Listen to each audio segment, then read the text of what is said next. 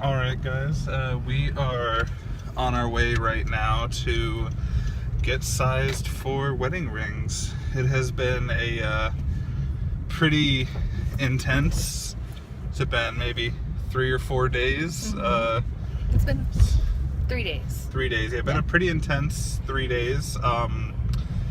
Decided now that officially our first stop hopefully is going to be Seoul, Korea, so I can teach English for a year. Right now we figured right now is probably not the time to try to get a Canadian visa. Lines are pretty intense right now, so instead we decided let's go to Seoul for a year. While we're there for that year, let's get visas for whatever country we're going to go to after that, whether it's Canada, whether it's Australia, or somewhere in Europe, who knows. That we can really have that year to figure that out and let Caitlin really look at colleges and basically do our due diligence there. Plus, if we go to Seoul, they pay for airfare and an apartment for a year if you're a teacher, so that makes our lives way easier trying to move. That's a lot of your upfront costs that are taken care of. Jeez. Jesus, man. That are taken care of, so yeah. Yeah. So we've started looking more seriously into Seoul. Obviously there's the language difference that I was worried about, but I'm not really that worried about it anymore. The great thing is that there are apps and things to start you on your journey for learning a new language and helping you out in the meantime. And plus there's translate apps that can just translate stuff. Yeah, and so that's a big help. And we're gonna try to learn what we can now and start like a crash course when we get there on social cues and norms and politeness and all sorts of stuff like that we don't want to offend anybody or do anything wrong. So then now the problem is we're moving across the country, so we have a dog we mentioned earlier. Across the world. Yeah, well, across the world, sorry. And so now it's like, okay, how do we get him across the world safely?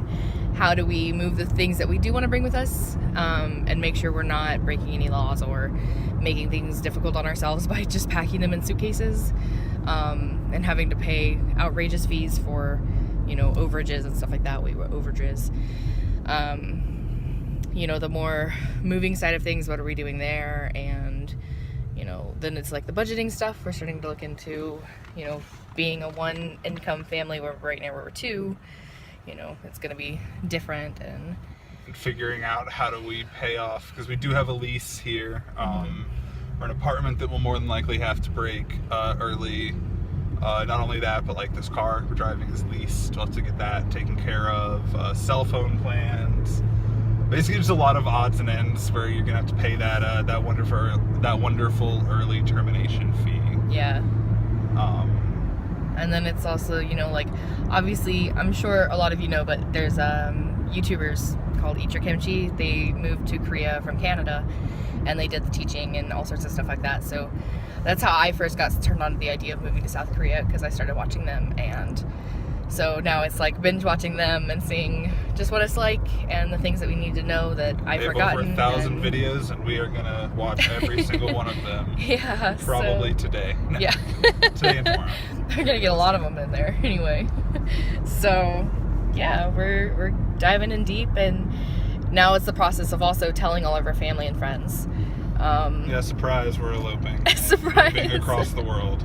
Yeah, so last night, as far as the wedding's concerned, yesterday I spent the whole day out with my mom and 2 of my friends, and we went out wedding dress shopping, and I wanted to do the white dress thing, but there was like nothing as a plus size woman to find. So I ended up getting another color, and which I'm not gonna say what color it is, but it's another color and it's beautiful and I really do like it. And we got shoes, and now we're looking for a venue.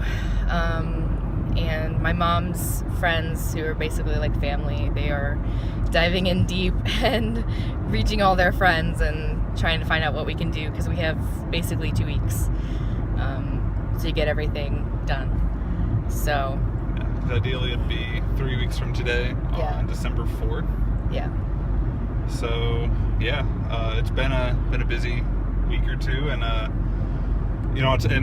right now is kind of the boring part to try to vlog, because it's really just a lot of us talking about how we're feeling, and there's not a whole lot of action, but it's a lot of computer work. Yeah. But hopefully this next week or so we can really share a lot of the more tangible experiences, things we're actually doing as we go through this process. What companies we're using, where we had to go, like to give you guys a frame of reference, today is Sunday, so nothing's really available today, but like on Tuesday I'm going down to the Consulate General and going to try to ask some really specific questions about visas that you don't necessarily think of, or things that you can't really find online super easily.